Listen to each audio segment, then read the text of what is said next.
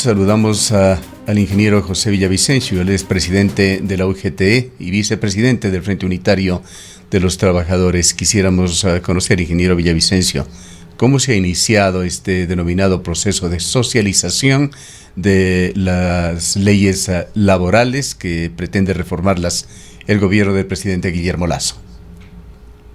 Es un gusto saludarles, gracias por la invitación. Se dio la primera reunión de trabajo luego de haber acordado eso en la reunión con el presidente Lasso, donde en esta primera reunión, si cabe el término, hemos tizado la cancha de cómo va a ser la metodología, la forma de trabajar, partiendo del proyecto que entregó el Frente Unitario el 20 de octubre y también que el gobierno entregue su propuesta. Entiendo de que la base es lo que ya se conoce o se entregó como parte de la famosa ley de oportunidades, y en esa línea el 5 de abril entraríamos ya en una segunda reunión a analizar el contenido del proyecto como tal. Nosotros hemos dejado sentado la necesidad de hablar de un solo código orgánico integral laboral para todos los ecuatorianos, que vaya en el principio de la progresividad de los derechos, el tema de entender que sobre todo el trabajo es un deber social, parte de los derechos humanos, y tercero, de que busca en lo fundamental combatir la desigualdad social. El gobierno ha planteado que eso se irá viendo en el transcurso de las mesas y nosotros hemos ratificado un solo código del trabajo porque leyes paralelas, reformas, no es la alternativa. El Código Orgánico de Trabajo se ha dicho es ya muy antiguo en Ecuador y necesita ser reformado. Los propios trabajadores así lo han reclamado. Esto motivado para que el Frente Unitario de Trabajadores, como la entidad que aglutina a los principales sindicatos ecuatorianos, presente este proyecto. En el espíritu de este proyecto, ¿qué es lo que se persigue, ingeniero Villavicencio? Mire, primero dejar sentado que el código, más allá que está desde el 38, ya no es el mismo código, ha tenido más de 100 reformas. Sin embargo, nosotros hemos ratificado que es necesario contar con una nueva normativa, partiendo hasta de entender que tenemos una nueva constituyente que fue aprobada en el 2008, ¿no es cierto? A ver, ¿qué nosotros planteamos cuando hablamos de la progresividad? Entender de que la misma Constitución habla que toda normativa tiene que ser de carácter progresivo, y entonces un aspecto fundamental. Recogemos aspectos muy valiosos como el tema de regular el trabajo de las plataformas digitales, que hoy vemos que es un aspecto muy importante, que en la misma pandemia cumplió estos sectores un trabajo fundamental. Sin embargo, no están regulados, no tienen derecho a la seguridad social, no tienen una dependencia como tal. Entonces, fundamental. Segundo, el tema del teletrabajo, que también la pandemia nos demostró como un instrumento muy importante. Sin embargo, ahí se demostró también la sobreexplotación laboral. ¿Qué queremos? De que se regule la jornada de trabajo, de que se establezca una remuneración de acuerdo a la igualdad de condiciones. Y tercero, de que se entreguen los instrumentos para cumplir esta actividad. Tercero, está una propuesta del tema de la jubilación patronal, que usted conoce, estimado Gustavo, que se ha satanizado en el país. Nosotros estamos planteando de que sea la suma de el trabajo de varias instituciones o varias empresas privadas, y que luego que la persona trabajadora cumpla los 25 años tenga este beneficio, estableciendo un fondo común de que el empleador, sea público o privado, desde el primer día entregue un porcentaje al Instituto Ecuatoriano de Seguridad Social, para que al final el trabajador lo pueda retirar y no exista ese elemento de que le despiden porque no tiene recursos para pagar la jubilación patronal. En términos generales, entendemos que debe haber mucho más la propuesta de los trabajadores, pero ¿cuál es la propuesta del gobierno, más allá de establecer dos códigos? Usted ha señalado que esta propuesta, en su espíritu, también podríamos decirle, quedó de alguna manera evidenciado en la ley creando oportunidades, que no progresó. En suma, lo que quisiera preguntarle es si tuvieron ustedes el día miércoles pasado la posibilidad de contrastar la visión y aspiraciones de los trabajadores con respecto a la del gobierno, o solamente hablaron de generalidades. Se puede decir de generalidades porque el gobierno quedó en entregarnos la propuesta el día de hoy.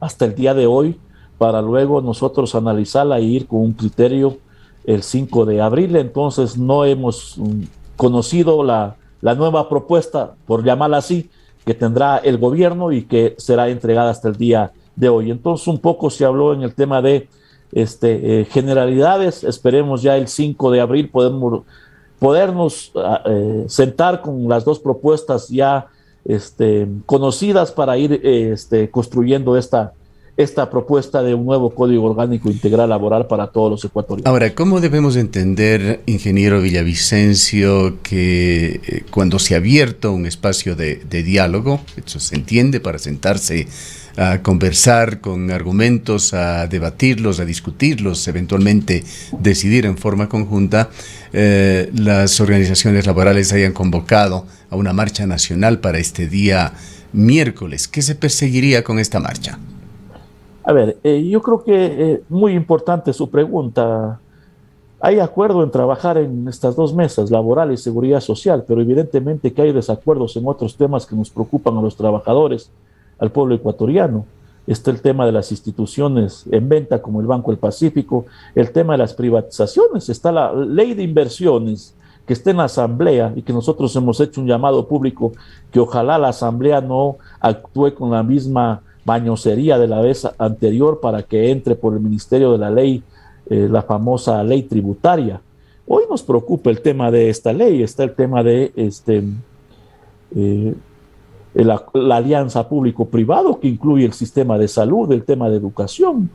Se habla de una exoneración por 10 años a quien invierte en este país que no pagan impuesto a la renta, no va a haber un control de nada. Entonces, para quien, entre comillas, invierta, está el tema de las zonas francas, de que están en vigencia desde 1993 en nuestro país y que no han servido. Entonces, privatizar, concesionar, no es que va a generar más empleo, lo que va a generar es más despidos en nuestro país. Entonces, evidentemente, hay cosas de que no hay acuerdos. Está en camino el tema de CNT, entre otros aspectos. Hoy ya se habla, mire, de la externalización del tema de las medicinas.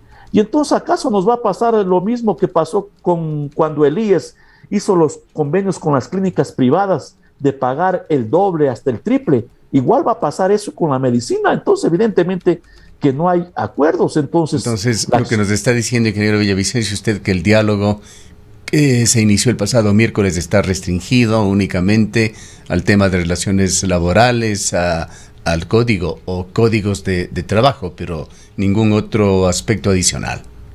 Obviamente que sí, el acuerdo o el consenso de la reunión en Carondelet es para trabajar en la mesa laboral y en el tema de la seguridad social, que todavía no hemos sido convocados.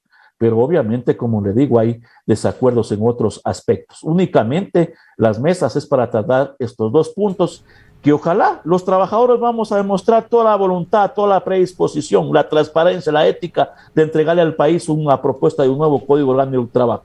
Ojalá exista esa misma apertura del gobierno, porque, y digo esto porque el consejero, el señor Ordóñez, dice de que si es que no hay consenso, llamarán a consulta a los desempleados. Aquí no estamos en debate o en desacuerdo en generar empleo. Todos consideramos de que una de las principales necesidades es la generación de empleo. 6 millones de ecuatorianos no lo tienen. La discusión, el debate está en qué tipo de empleo queremos darles a esas personas como tal. Entonces, es un aspecto que hay que tomar en consideración. Entonces, si no hay consenso, es consulta. Si no me aprueban la ley de inversión, llamo a muerte cruzada. Entonces vamos a llegar a un punto donde los ecuatorianos, digamos, que se vayan todos a la casa, porque es que no se puede seguir gobernando con amenazas. Quieren muerte cruzada, por Dios. El presidente tiene en sus manos la decisión. Firme el decreto y vamos a muerte cruzada para ver si el pueblo ecuatoriano les da el mismo respaldo que tuvieron en mayo o en meses anteriores. Entonces, evidentemente, que esta realidad debe cambiar en el país.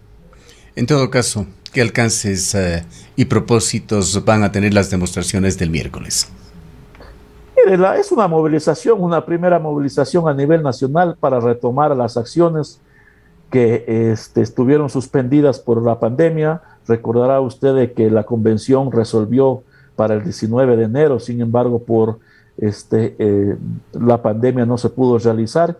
y vamos a estos días, a estas acciones. El día de mañana hay una acción por el Día del Agua. Para nosotros defender el agua es defender la vida, y también el día miércoles esta jornada en todo el país que tiene como propósito confrontar y rechazar la política neoliberal expresada en el tema de las concesiones, privatizaciones, la defensa del IES, el tema de combatir la corrupción, el tema de la ley por aborto, en el tema de casos de violaciones, de que el presidente ha vetado con criterios personales y no pensando en una política pública. Entonces hay varios aspectos por cuales los trabajadores, las organizaciones sociales nos vamos a movilizar este 23 de marzo en todo el país. Es sobre un tema que ha levantado una gran polvareda, una gran polémica que aún no culmina, el de la amnistía otorgada a 268 personas por la Asamblea Nacional. ¿Cuál es la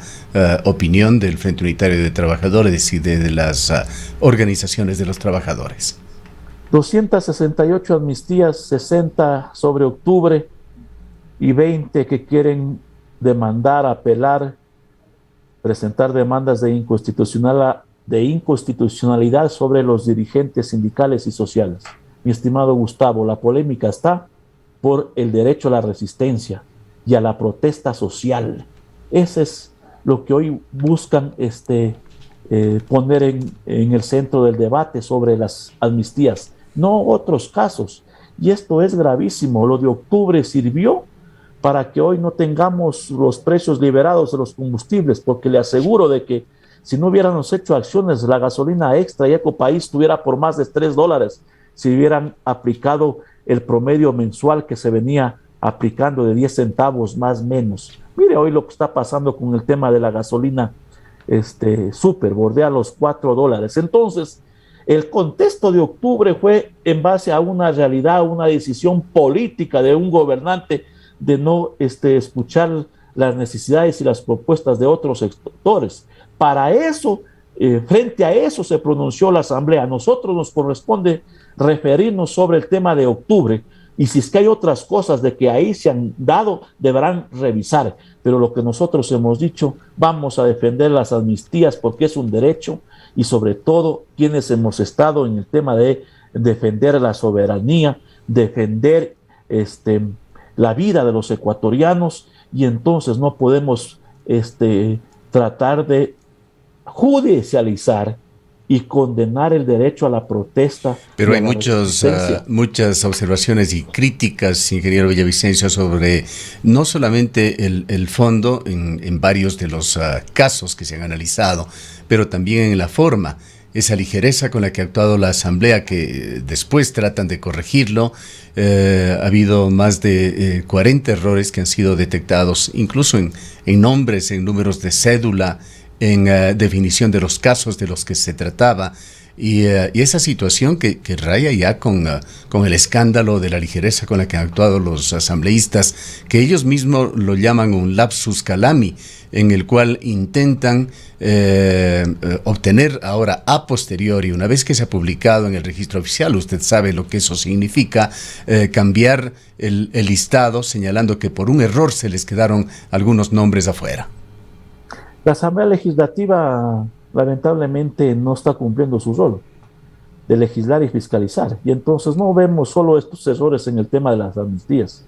Ahí también dijeron que han cometido un error para que la ley tributaria vaya por el Ministerio de la Ley, entre otros aspectos. Entonces hay una asamblea que sigue actuando a través de presiones económicas, a través de presiones políticas, de beneficios personales, y no cumpliendo las necesidades de los ecuatorianos. Nosotros hemos reconocido el papel de algunos legisladores, pero eso no quiere decir que estemos defendiendo a una asamblea que lamentablemente no se ha puesto en el mismo nivel de las necesidades de los ecuatorianos. Y entonces hay ahí una confrontación con el Ejecutivo, de que si no me apruebas esta ley, muerte cruzada, de que si no me apruebas voy a la consulta. Entonces así los ecuatorianos no podemos avanzar. Creo que vamos a llegar al punto de decir que se vayan todos, porque evidentemente esta situación no puede seguir viviendo los ecuatorianos.